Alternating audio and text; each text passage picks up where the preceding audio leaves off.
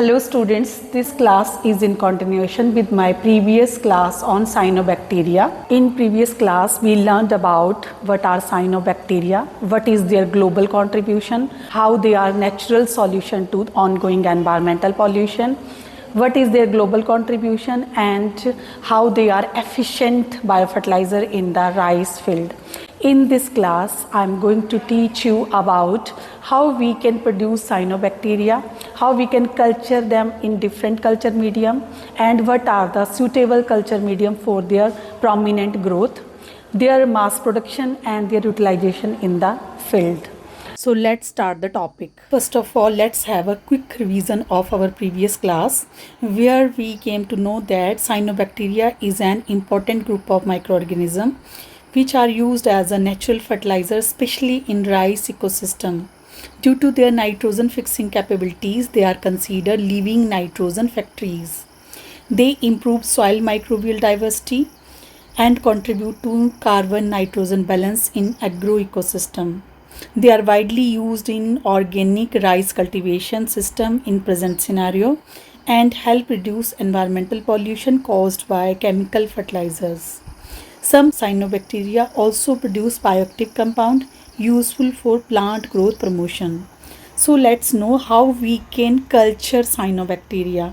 Students, cyanobacteria can be cultured in a variety of synthetic media depending on the species. VG11 and VG110 are the most commonly used media in laboratories for culturing cyanobacteria and studying nitrogen fixation.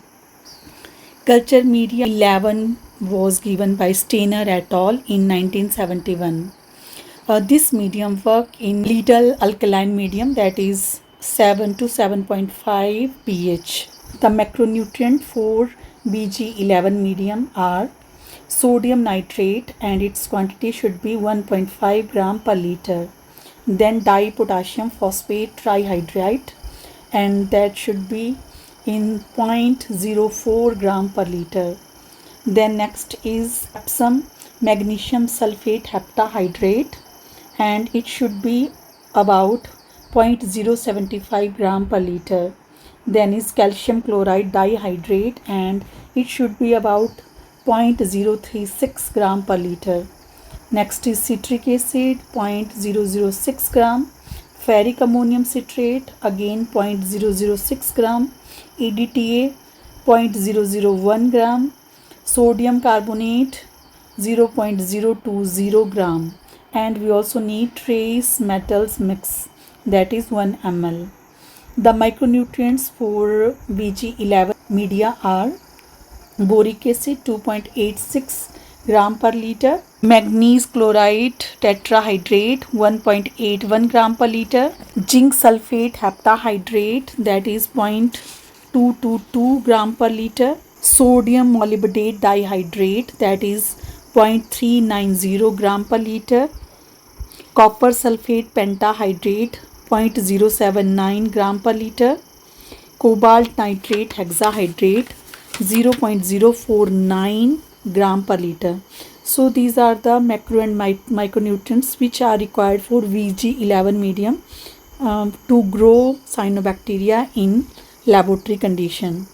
Another medium to culture bacteria, Fogg's medium, that is given by Fogg in 1949, and its component are dipotassium phosphate that is 0.20 gram per liter, magnesium sulfate heptahydrate 0.20 gram per liter, calcium chloride 0.1 gram per liter, NaCl 0.1 gram per liter, ferric citrate 0.01 gram per liter, citric acid 0.01 gram per liter, and trace element solution that is 1 ml. So these are the macro and micronutrients which are required for Fogg's medium. To grow bacteria on these culture medium, we have to isolate the blue-green algae or cyanobacteria, and they can be isolated from soil, water or paddy field. A sample by culturing them in selective media under suitable light and temperature condition. They can be isolated from soil, water or paddy field, and then they can be cultured in selective media under suitable light and temperature condition. Nitrogen free media are often used to favor the growth of nitrogen fixing cyanobacteria while suppressing many other microorganisms. So the exact procedure for isolation and culturing of cyanobacteria is: first is sample collection. So you can collect cyanobacteria from soil, pond water, lake water or paddy field sample in sterile container. Sterile containers are required to avoid contamination. Then store the sample in cool condition and process as soon as possible. Then to culture we need to prepare culture medium, and I have explained to you what are the different kind of culture medium: VG11 or VG110 or Fogg's nitrogen free medium. These are used to grow isolated nitrogen fixing species such as Anavina and Nostoc. For this you need to sterilize the medium by autoclaving at 101 degrees Celsius for 15 to 20 minutes. Then next step is inoculation. After preparing culture medium, you have to add a small amount of soil, that is 1 to 2 gram, or a few drops of water sample to sterile culture flask containing the medium, and incubate these under aseptic condition to avoid contamination. Then you have to go for incubation, that is done in temperature ranging from 25 to 30 degrees Celsius, light intensity 2000 to 5000 lux, and photo period 12 to 16 hour light and 8 to 12 hour dark. Means you need 12 to 16 hour light period and 8 to 12 hour dark period. Growth usually appear within 1 to 3 weeks as green, blue-green or brownish matte on culture media. Then next step is purification. You have to observe culture under a microscope. For this you have to pick individual filament or colonies using a sterile capillary pipette or inoculating needle. Then transfer repeatedly to fresh medium until a unialgal culture is obtained. Next step is identification. After culturing purification, you have to identify the particular strain grown over the culture medium in laboratory condition. For this you have to examine cell shape and size, presence of heterocyst, presence of actinides, filament organization and colony structure. On the basis of these you can identify different genera as Anavina, Nostoc, Oscillatoria, Oluceria and Calothrix using the taxonomic keys. Students, let's have a quick revision with this flowchart. How to grow the cyanobacteria in laboratory for large scale or mass cultivation. So first step is sample collection, then preparation of culture media VG11 or Fogg's medium, then incubation under light condition.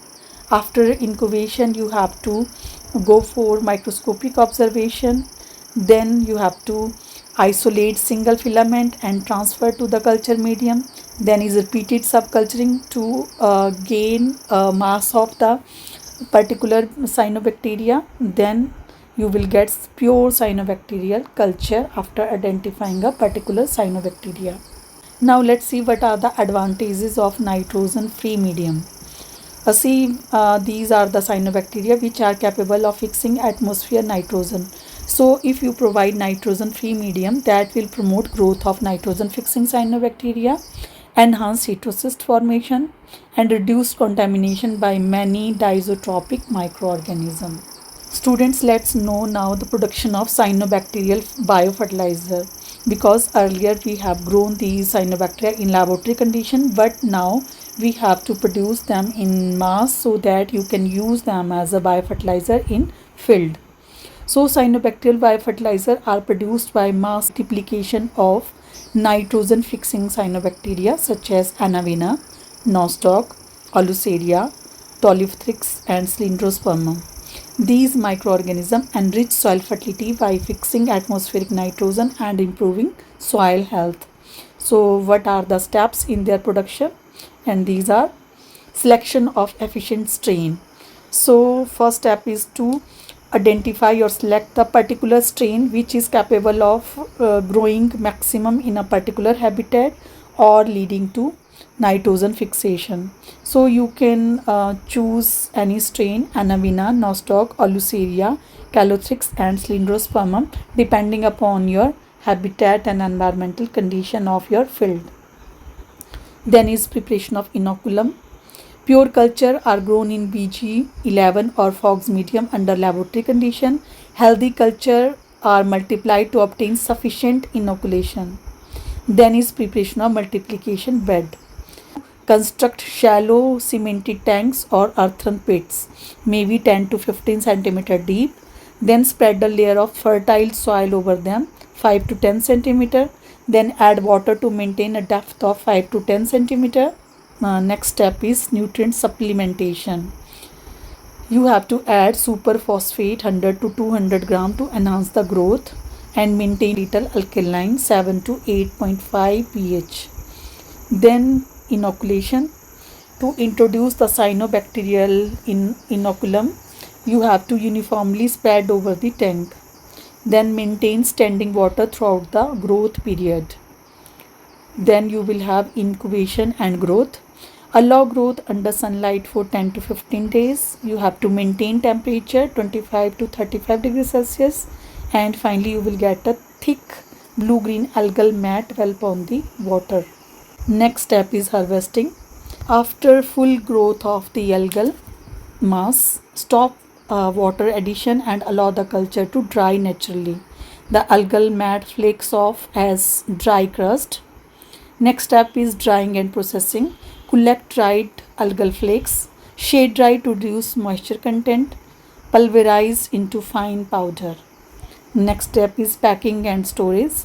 Pack in moisture-proof polythene bags. Store in cool, dry places until use. Then you can use these algal flakes for your own field as a biofertilizer, or even you can sell these for the plant lovers. So let's have a quick revision by this flowchart. First step is selection of efficient strain, then preparation of pure culture inoculum. Then next step is preparation of soil waste multiplication tanks, addition of water and nutrients, inoculation of cyanobacterial culture, incubation under sunlight for 10 to 15 days. You will get formation of algal mat. You have to do its harvesting and drying. Then you have to make its powder. Then you can pack and store it in cool or dry or suitable place. Then cyanobacterial fertilizer are ready to use. So what are the benefits of the cyanobacterial biofertilizer? They can fix 20 to 40 kilogram nitrogen per hectare per crop season. They reduce chemical fertilizer requirement, improve soil fertility and organic matter. They are eco-friendly and cost-effective, and at present widely used in rice cultivation and sustainable agriculture. So next is field application of cyanobacterial biofertilizer. So students, you have learned that how we can multiply and prepare algal flakes. So next is how we can apply these in actual field condition. So cyanobacterial biofertilizer is mainly applied in rice field under flooded condition. And apply 10 to 15 kilogram of dry algal flakes per hectare as the basal dose. Broadcast the biofertilizer uniformly over the field 7 to 10 days after the transplanting of the rice plant or after establishment of standing water. Then you have to maintain a water level of 5 to 10 centimeter in the field for optimum growth of the algae or cyanobacteria and for their multiplication. Avoid application of high doses of nitrogen fertilizer immediately after inoculation because these cyanobacteria are capable of fixing nitrogen. So you have to avoid the application of nitrogen fertilizers. What are the conditions for successful establishment? There should be standing water in the field and the pH level should be 6.5 to 8.5, means it should be little alkaline. There should be adequate sunlight and temperature 25 to 35 degrees Celsius, and there should be low to moderate level of combined nitrogen in the soil, which will leads to efficient nitrogen fixation. They can reduce the requirement of chemical fertilizer by 20 to 30%, and they enhance soil organic matter and aggregation, and finally promote sustainable and eco-friendly crop production. We also need some precautions while applying these algal flakes in the soil. For this, we have to use pure and contamination free culture, because otherwise other strains will grow in our rice field. We have to maintain proper water level in the field. We have to avoid chemical spray during inoculation period, and we need to ensure proper sunlight exposure. Do not allow drying of field during growth phase. So student, you can see that as compared to chemical fertilizer, it may be little labor intensive, but as we need at present organic farming or natural farming, so this is the best way to go for that, and you will get high price for your organic produce. So this is the quick revision how you can apply in the field. So first is preparation of field, maintenance of standing water 5 to 10 centimeter, broadcasting of cyanobacterial biofertilizers 10 to 15 kilogram per hectare, then allow growth and multiplication in field, then automatically you will see atmospheric nitrogen fixation, and there will be improved soil fertility and growth, crop growth, and ultimately you can see enhanced rice yield.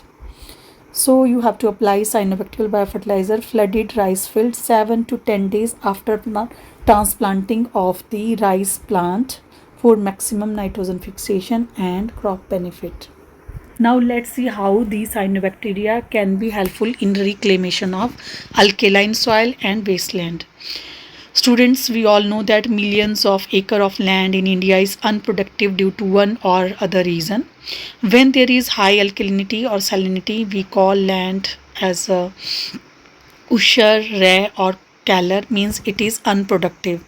It is characterized by high degree of sodium salt, high pH value and low calcium content, which leads to failure of the crop. So cyanobacteria are useful in transforming this barren alkaline soil and wasteland into productive agriculture land through nitrogen fixation, soil stabilization, organic matter enrichment and improvement of soil physical properties.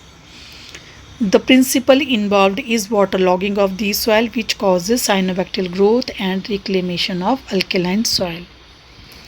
So nitrogen fixation takes place when there is waterlogging, and heterocystis cyanobacteria, especially Yanavina, Nostoc, Alocaria, Cylindrospermum, can fix atmospheric nitrogen. They improve soil fertility naturally.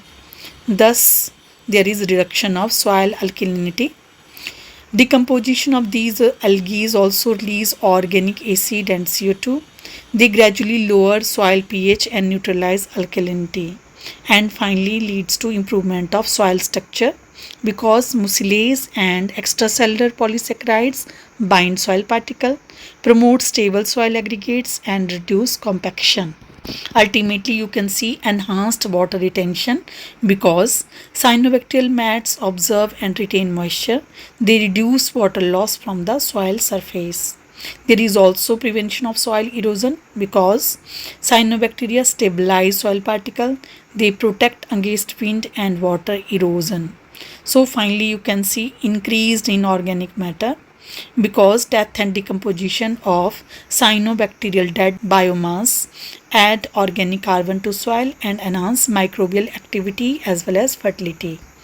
So finally, you can see improvement of physical properties like increased porosity, aeration, permeability, water holding capacity, which create favorable condition for plant growth, unlike the primary stage of the saline soil. So students, let's have a quick revision and see how ecological succession takes place in alkaline soil. You might have studied about the ecological succession of the bare area as well as water bodies, where you might have studied that pioneer species, they occur on the bare areas. They convert the existing condition by their growth, multiplication and death, and make this condition favorable for the next condition. or the next species or the next stage. Similarly, the next stage will do the same which is done by the pioneer species, converting existing habitat into more suitable habitat which will be favorable for the next species. So you can see when we have a alkaline soil, first we need to waterlog this soil, and then it will be suitable for the growth of the algal or cyanobacterial species. The pioneer species which appear in this habitat is Microcoelus chonoplast, which then convert the existing condition for next species, that is Cytonema species. Then Cytonema species will make favorable existing condition for the next species, that is Porphyrosophone notarchi, and then it make existing conditions suitable for the Cylindrospermum species. Cylindrospermum species make existing condition comfortable for the nostoc species, and nostoc will do the same. They convert existing condition into more favorable which is suitable for the Anabaena species, and finally Anabaena species will multiply and make favorable the existing condition for the Aluceria fertiliciana, which is the climax stage in alkaline soil succession.